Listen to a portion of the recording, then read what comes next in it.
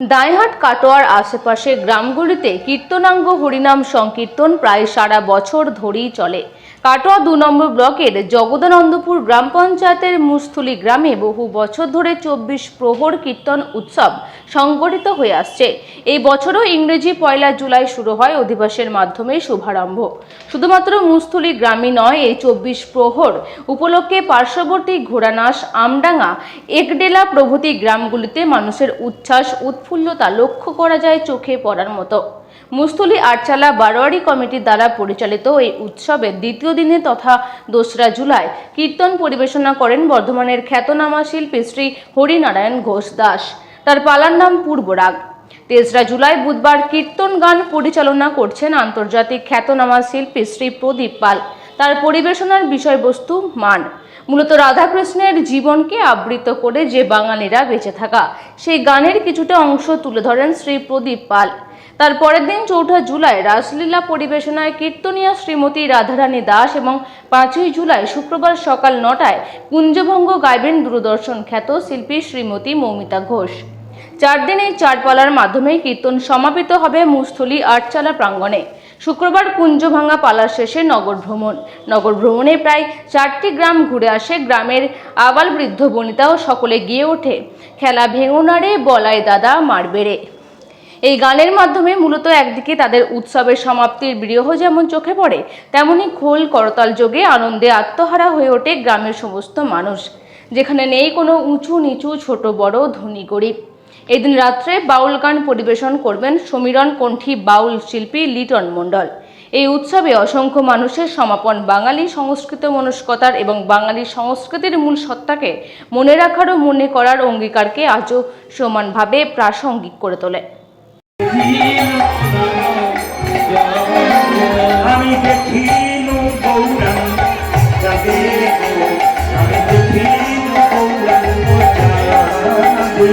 আমি দেখুন গোলাঙ্গ গোলামি দেখুন গোলাঙ্গ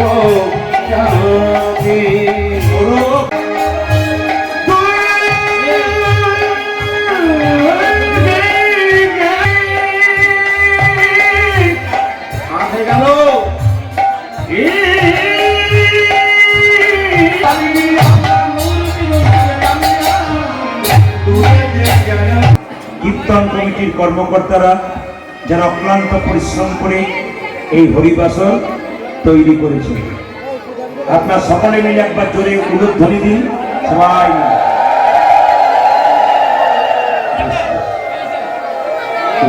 সামনে যারা বসে আছে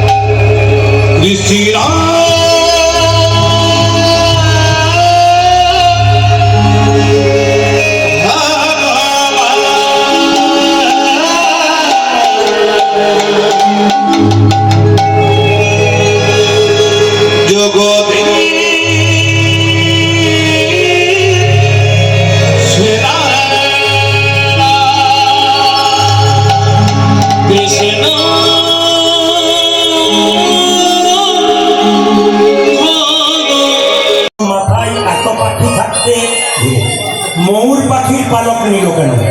তাকাবেন তাকাবেন, ময়ূর পাখির পালক নিল কেন? সবাই তাকান।